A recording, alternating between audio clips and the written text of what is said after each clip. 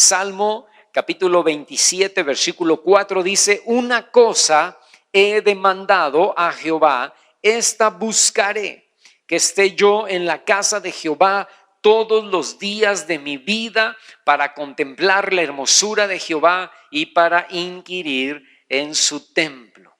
Fíjate, hermano, cuando vemos los salmos, no todos los salmos son de David, solamente 70 y tantos salmos, creo que son 71 salmos, son escritos por David en los 150 salmos que tú tienes allí en tu Biblia. Pero cuando vemos los salmos de David, nos damos cuenta que más que un músico, David era un adorador, que buscaba tremendamente la presencia de Dios.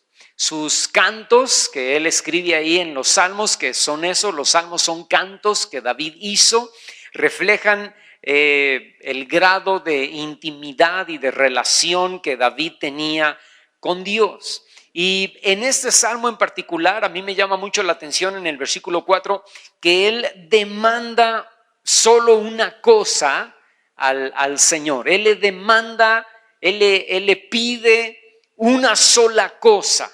Y es una cosa muy interesante porque la gente en general demanda o pide aumento de sueldo a Dios, o le pide sanidad, o le pide un carro nuevo, o una esposa nueva, o qué sé yo, ¿no? Pero David dice: yo solamente le demando a Dios, yo solamente le pido a Dios, yo solamente clamo al Señor por una sola cosa, y esa cosa es poder estar en la casa de Dios todos los días de mi vida. ¡Wow! ¿Verdad? No quiero más fama, no quiero más gloria, no quiero más dinero, no quiero un trabajo mejor, no quiero que se arreglen mis problemas o que Dios me dé sanidad para mi enfermedad. No quiero nada. La única sola cosa que demando de parte de Dios para mi vida es que yo pueda estar en la casa del Señor todos los días de mi vida. Y fíjate, y no solamente lo quería, o no solamente lo pedía, o no solamente lo demandaba, sino que dice: eso es lo que voy a buscar. O sea, no solamente lo demando, sino que lo voy a buscar, porque poder estar en la casa del Señor, hermano, no es algo que se da instantáneamente, solo por pedir, ¿no? Se tiene que buscar. Es como lograr crear, por ejemplo, el hábito de hacer ejercicio. Yo puedo desear decir, y cómo me gustaría empezar a hacer ejercicio, ¿no? Entiendo que necesito hacer ejercicio para mi salud, para mi bienestar, para funcionar mejor, y deseo hacer ejercicio, y me puedo quedar allí nada más en el deseo, y así como por 40 años, ¿no? Y nunca hacer ejercicio. Entonces no se trata nada más de desear hacer, sino de buscarlo. Entonces me inscribo en un gimnasio y pago y asisto y soy constante. Es decir, no solamente lo deseo, sino que lo busco, y entonces gasto energía, tiempo, dinero, esfuerzo, ganas, voluntad. Entonces, cuando David dice: mi deseo es estar en la casa del Señor todos los días de mi vida, no es solamente demandar o pedir o declarar, sino poner manos a la obra para que esa sola cosa suceda. Era la misma sola cosa que buscaba Pablo cuando escribía y decía: yo quiero conocer al Señor y llegar a ser semejante a Él en todo. Y fíjate, Pablo iba más allá y dice: aún en su sufrimiento. Y entonces escribe allí en Filipenses capítulo 3, el versículo 13, y les dice a los filipenses: hermanos, yo mismo no pretendo haberlo ya alcanzado, pero una sola cosa hago. Olvido ciertamente lo que queda atrás, me extiendo a lo que está delante y prosigo a la meta, al premio del supremo llamamiento de Dios en Cristo Jesús. O sea, me olvido de los errores, de las victorias, de los triunfos del pasado y hago solo una cosa, me extiendo hacia la meta de ser como Cristo en mi vida, de buscar ser más como Él, de habitar en su templo y de que el Espíritu Santo me llene y de que el Espíritu Santo derrame sobre mi vida plenitud, abundancia. Y para eso, dice Pablo, yo tengo que aprender a estar en su presencia. Fíjate, es la única sola cosa que María, la hermana de Marta y hermana de Lázaro que resucitó con Jesús, ¿no? Buscaba al querer estar solamente a los pies del Señor, sin importarle que su hermana Marta andaba afanada en la cocina calentando los frijoles y volteando las tortillas. No, porque había un montón de gente. Jesús entró a comer a la casa de Lázaro, ahí estaban Marta y María, sus hermanas, y dice que Jesús entró, y cuando Jesús entraba a comer a tu casa, hermano, no entraba él solo, entraba con sus 12 discípulos y con otros 70 más, y con discípulos, y como con unos, no sé, 300 personas que querían un milagro, otros 400 que estaban endemoniados, otros 100 fariseos, otros 50 escribas. Y un montón de mirones. O sea, cuando Jesús entraba a tu casa, se llenaba. Entonces imagínate cómo estaba la pobre Marta, ¿no? Afanada, turbada, tratando de atender a un montón de gorrones que habían venido con Jesús, ¿no? Y María, su hermana, estaba ahí. Jesús estaba, me imagino yo, sentado en la sala, no sé, ¿no? Y toda la gente ahí alrededor, gente dentro de la casa, gente fuera de la casa.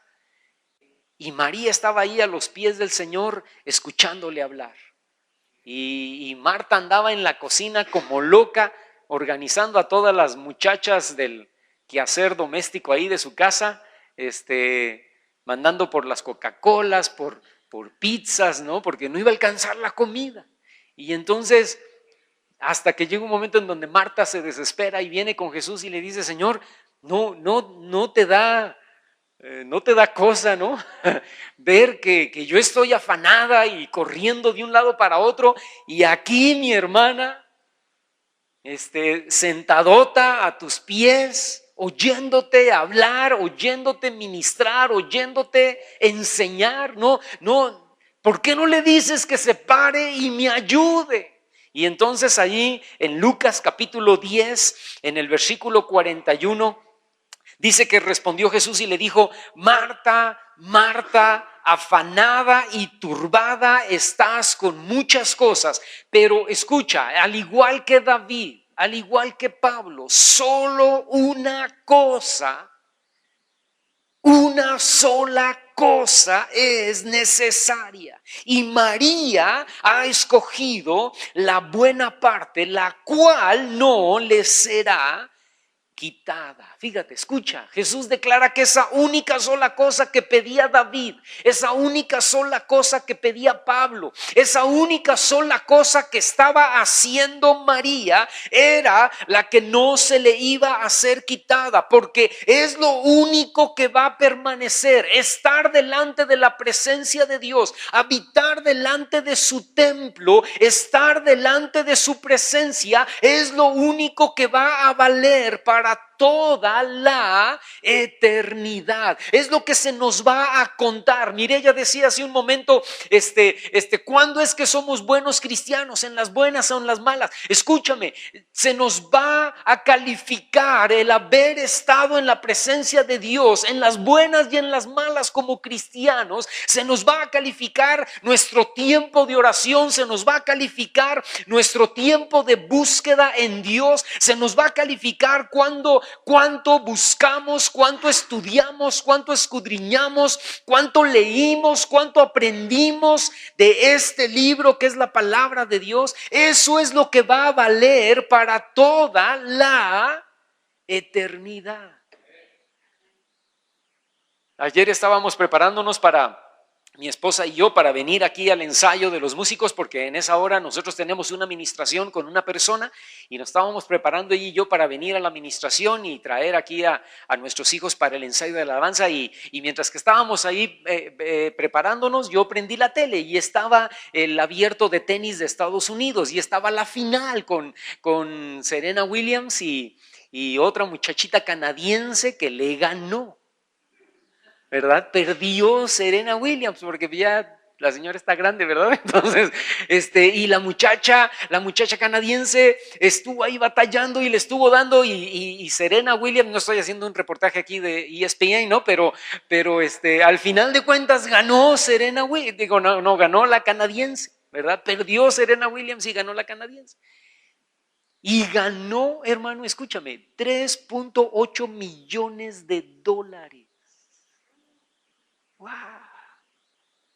3 por un partido de tenis. Yo erré la profesión, hermano. Debimos de haber estudiado tenis desde niños, ¿no?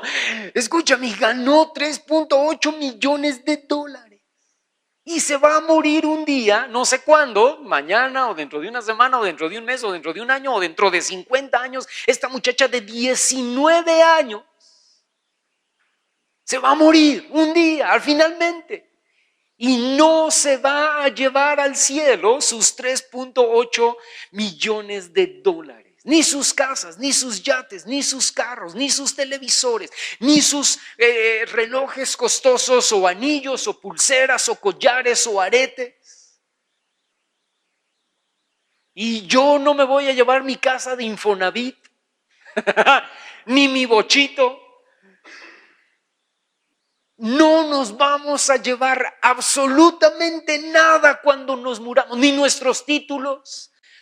Yo fui doctor, hice maestría en no sé qué cosa, ¿no? Hice licenciatura en no sé qué rollo y fui el gran abogado y fui el gran diputado, senador o fui el gran ingeniero o el gran médico, ¿verdad? El especialista en cerebro, ¿no? Y las grandes operaciones y la grande fama, los grandes aplausos, el gran artista o el gran futbolista.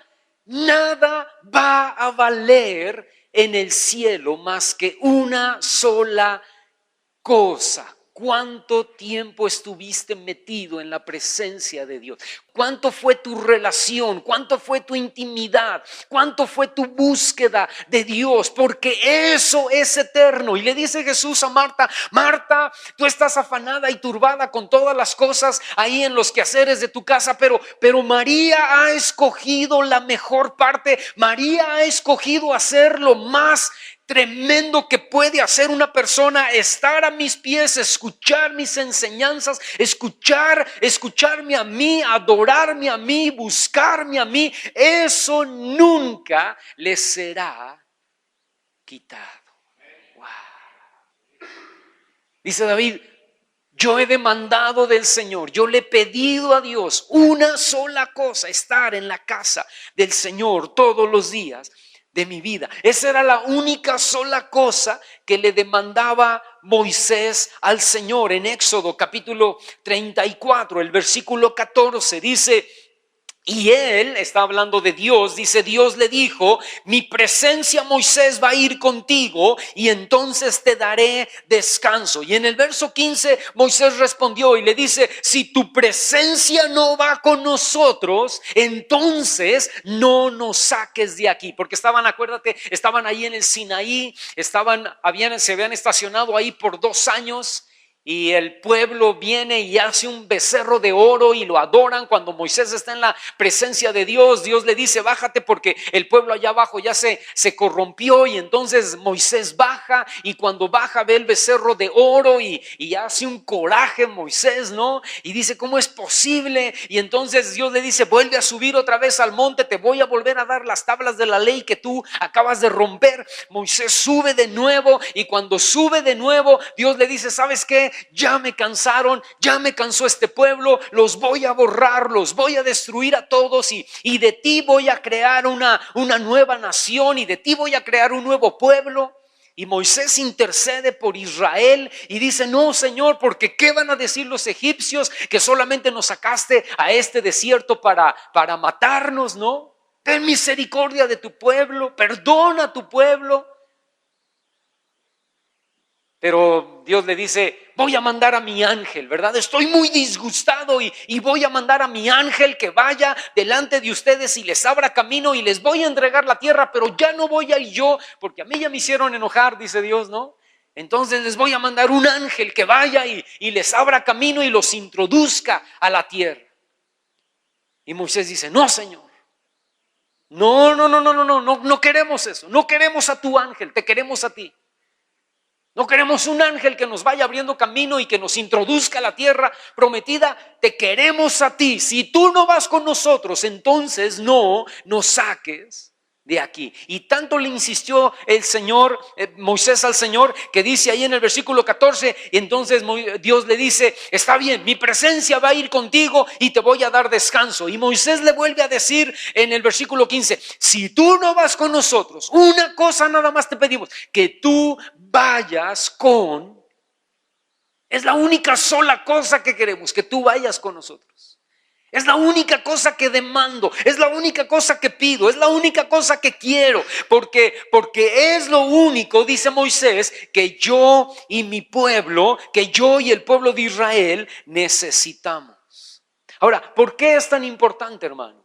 ¿Por qué dice David que buscar solo esta única cosa es importante? Porque esta única sola cosa trae como resultado dos cosas, dos situaciones. Número uno, ver la hermosura de Dios. Ahí en la cita que leímos del Salmo capítulo 27, verso 4, dice, una sola cosa he demandado a Jehová, esta voy a buscar, que esté yo en la casa de Jehová todos los días de mi vida. Y luego dice, para contemplar la hermosura del Señor. Amén. Para contemplar la hermosura de mi Dios, porque estar en la presencia de Dios, como estaba María a los pies de Cristo, nos permite ver, escúchame hermano, que Él es hermoso, amoroso, fiel, misericordioso, poderoso, fuerte, grande. Y eso no lo puedes ver andando en las cosas atareadas de la vida diaria, ¿no?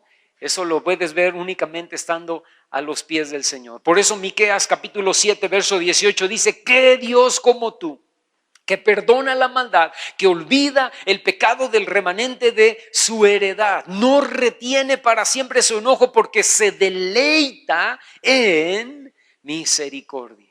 Y luego en Zacarías capítulo 9 verso 17, el final del versículo dice, porque cuánta es su bondad y cuánta es su hermosura.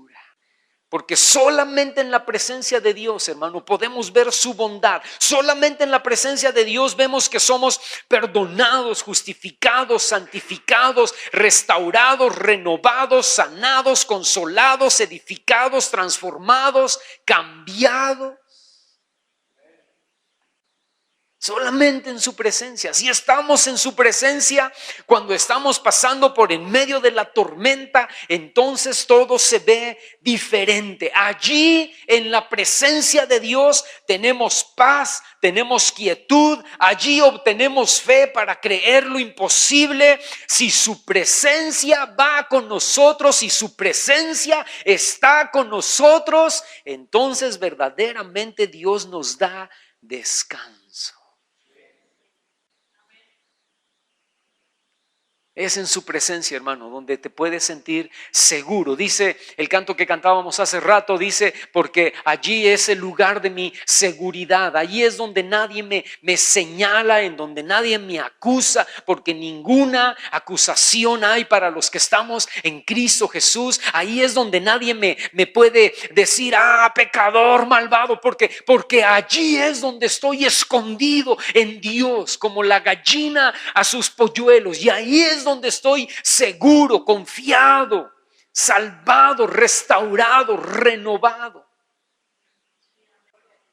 Número uno, Ahí en la presencia de Dios es donde puedo ver su hermosura. Y número 2, ahí es donde puedo, dice David en el Salmo 27, ahí es donde puedo inquirir, o sea, donde puedo investigar o averiguar o escudriñar o preguntar. Fíjate, ahí en su presencia, hermano, es donde podemos preguntarle a Dios, Señor, ¿qué está pasando? ¿Por qué me está pasando esto a mí? ¿Por qué vino esta tribulación? ¿Por qué vino esta situación a mi vida? Porque cuando estamos en su presencia, hermano, todo cobra sentido. Y probablemente no lo entendemos todo, pero nos damos cuenta que Dios tiene todo bajo control y que Él está trabajando en nuestras vidas. Amén. Ahí es donde el Espíritu Santo despierta en nosotros el querer hacer su voluntad. Ahí es donde te nace perdonar, ahí es donde te nace humillarte, ahí es donde te nace doblegar tu corazón, ahí es donde te nace empezar a obedecer la palabra de Dios. En su presencia. Mientras no te metes a su presencia, no perdonas. Mientras no te metes a su presencia, no te humillas. Pero cuando te metes a la presencia de Dios y estás en la presencia de Dios, viene la bendición y puedes doblegar tu cerviz y puedes humillarte y puedes pasar por alto la ofensa. Cuando hay personas que vienen con nosotros, con Mireya y conmigo para consejería, a veces les sugerimos o les animamos a ayunar, ¿no?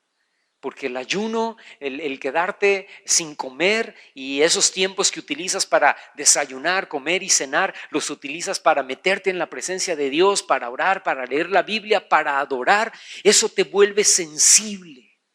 Y ahí en el ayuno y en la presencia de Dios viene sensibilidad. Y ahí es donde Dios te habla. Y la gente sale del ayuno y dice, hermano, esto no lo podía hacer antes, ahora lo puedo hacer. Me siento fortalecida, me siento fortalecido para poder perdonar, para poder volver a amar, para poder volver a restituir. Claro que sí. ¿Por qué? Porque estuviste en la presencia del Señor. Fíjate lo que dice Primera de Corintios capítulo 2, versículo 14. Dice, el hombre natural, el original allí en griego dice el hombre animal o sensual. Aquí Reina Valera 60 lo traduce como el hombre natural, el hombre que no tiene a Dios, el hombre que no conoce al Señor. Dice, no percibe las cosas que son del Espíritu de Dios. ¿Por qué? Porque para él son locura y no las puede entender. ¿Por qué? Porque se han de discernir, ¿cómo, hermano? Espiritualmente. Y el hombre natural, volteame a ver tantito, el hombre natural no tiene discernimiento espiritual, entonces no entiende las cosas que son espirituales, solamente se deja guiar por lo natural, solamente se deja guiar por lo que ven sus ojos. Pero dice el versículo 15, en cambio el espiritual juzga todas las cosas, pero él no es juzgado de nadie. Porque pregunta, ¿quién conoció la mente del Señor? Pregunta, ¿quién le instruirá? Y dice Pablo, mas nosotros tenemos la mente de Cristo. Dice que el espiritual lo juzga todo. Ahora no está hablando ahí de juzgar en el sentido de, pecador, yo te juzgo, ¿verdad? Eso que hiciste estuvo muy mal, ¿verdad? ¿Por qué? Porque yo tengo el derecho o la autoridad de juzgarte porque soy espiritual. Déjame decirte algo, hermano. Nadie tiene el derecho de juzgarte a ti. Amén. Nadie. Porque todos tenemos, perdón lo que voy a decir, pero cola que nos pise. ¿Quién te puede juzgar? Ni yo te puedo juzgar, porque yo soy también un hombre imperfecto, igual que tú. A lo mejor no tengo tus mismos pecados, pero tengo otros. No tengo tus mismas fallas, pero tengo otras. Tú tienes fallas y yo tengo fallas. Tú necesitas que Dios te perdone y yo necesito que Dios me perdone. Y cuando yo apunto mi dedo para juzgarte a ti, tengo otros 3 que me están apuntando a mí. ¿Quién nos puede juzgar en esta vida? ¿Quién nos puede juzgar? ¿Quién puede levantar el dedo y decir, pecador, malvado? Nadie. Dice Jesús que trajeron a él una mujer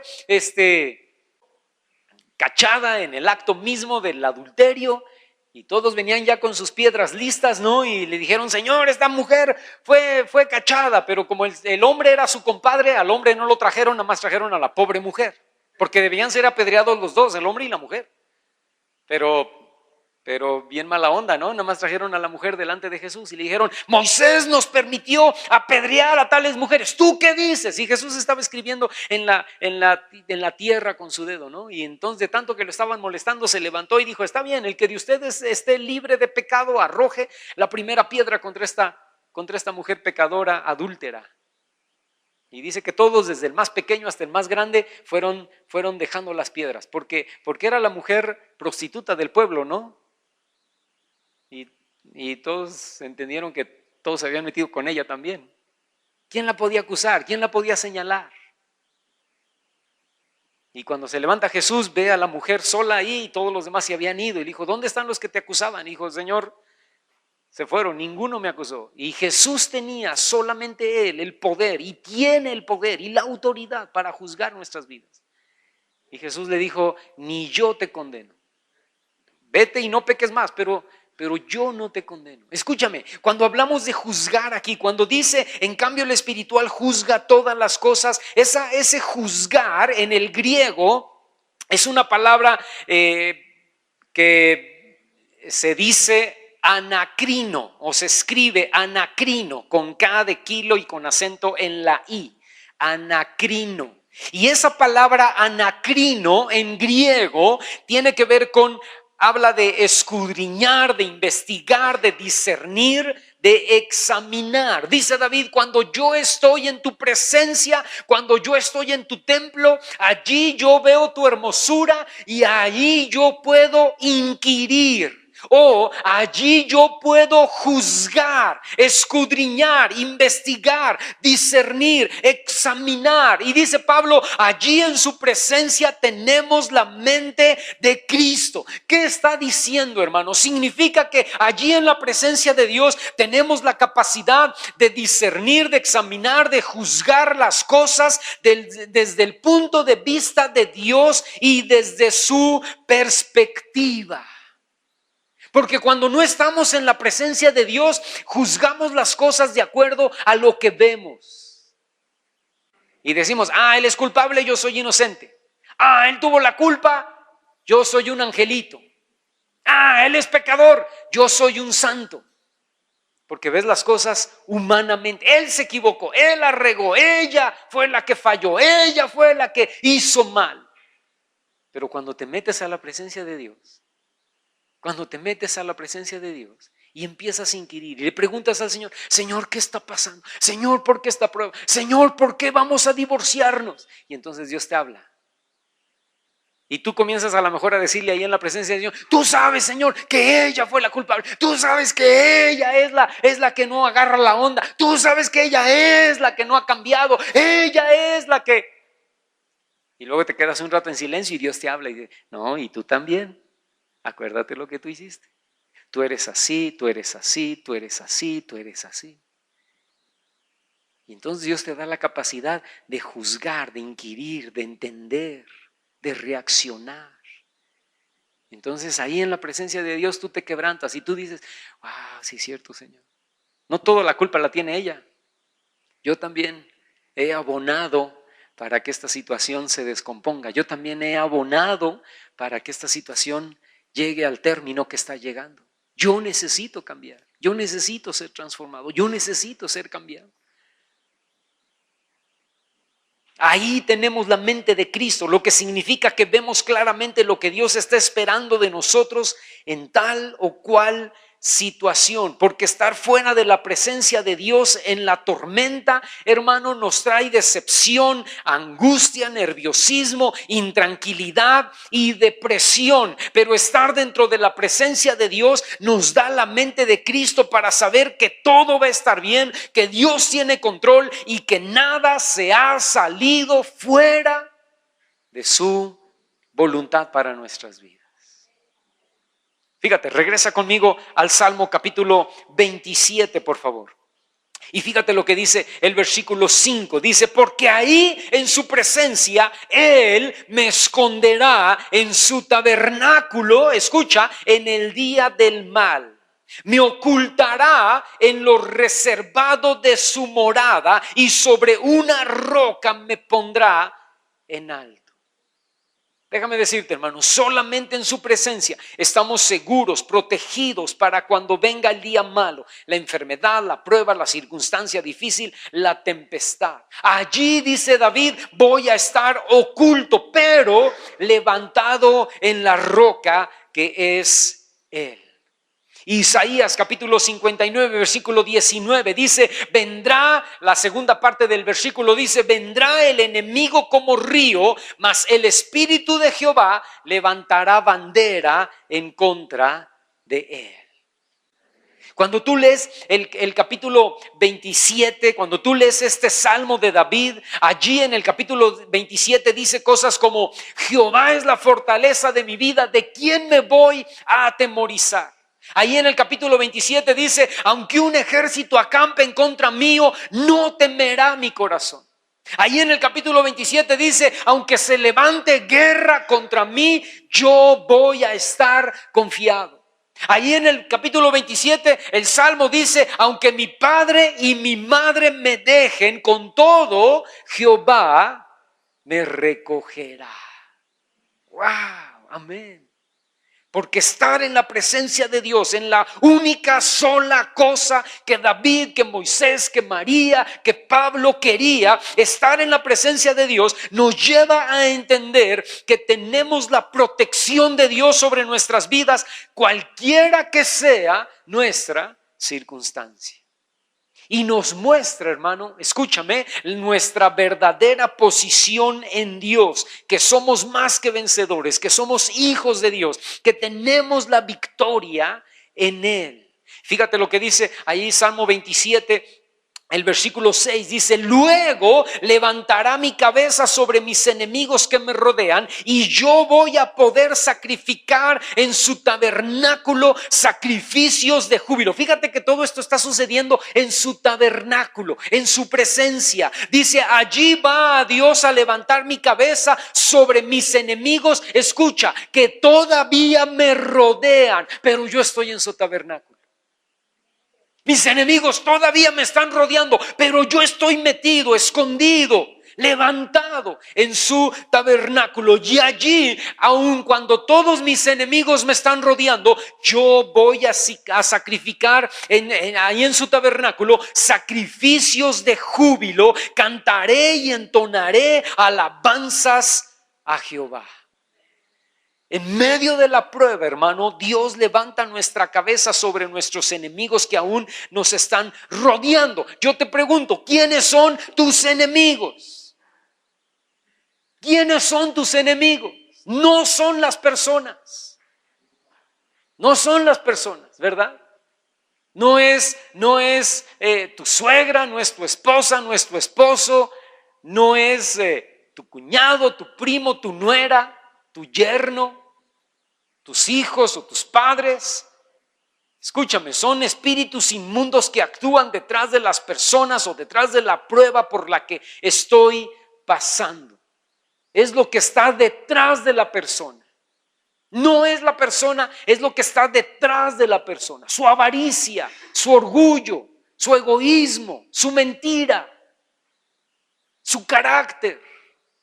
Eso es el enemigo que está trayendo pruebas sobre mí. Y la Biblia dice que Dios avergüenza a estos enemigos, los exhibe públicamente y triunfa sobre de ellos en la cruz del Calvario. ¿Cuántos dicen amén?